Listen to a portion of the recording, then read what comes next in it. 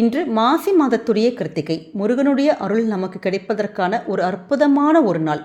இந்த நாளில் முருகனை வேண்டி ஆத்மார்த்தமாக உள்ளன்போடு ஒரே ஒரு தீப வழிபாடு மட்டும் செஞ்சாலே போதுங்க.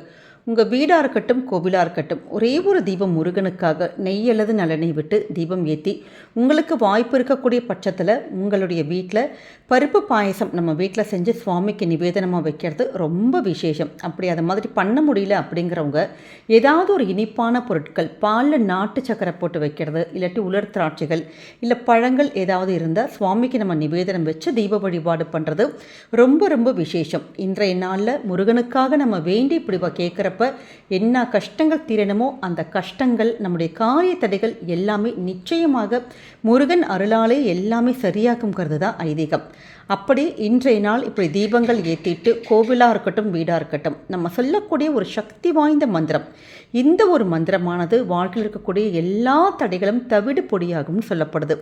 அப்படிப்பட்ட சக்தி வாய்ந்த மந்திரம் ஓம் ஐம் சம் சரவண பவாய நமக.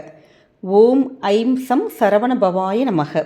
இந்த மந்திரத்தை எப்போ இன்றைக்கி ராத்திரிக்குள்ளே நீங்கள் பார்க்குறீங்களோ ஒரு முறை நீங்கள் சொல்லி மனசார முருகன்கிட்ட வேண்டினாலே போதும், கஷ்டங்கள் எல்லாம் தவிடு பொடியாகும். காரிய வெற்றி முருகன் அருளாலே நிச்சயம் கிடைக்கும். நம்முடைய கமெண்ட் செக்ஷனில் யாருக்கெல்லாம் முருகனை பிடிக்குமோ ஓம் சண்முகாய நமக அப்படிங்கிற அற்புதமான மந்திரத்தை பதிவிடுங்க. முருகன் அருளாலே நீங்கள் வேண்டிய விஷயங்கள் எல்லாம் வெற்றி மேல் வெற்றி கிடைக்கும். இது மாதிரியான நல்ல நல்ல பதிவுகளுக்கு நம்முடைய சேனலை நீங்கள் தொடர்ந்து ஃபாலோ பண்ணிக்கோங்க. இதை நீங்கள் பார்க்குறதோடு மட்டும் இல்லாமல் உங்களுடைய ஃப்ரெண்ட்ஸ் அண்ட் ஃபேமிலி மெம்பர்ஸ்க்கும் மறக்காமல் ஷேர் பண்ணுங்கள். மீண்டும் அடுத்த காணொளியில் சந்திக்கிறோம். நன்றி, வணக்கம்.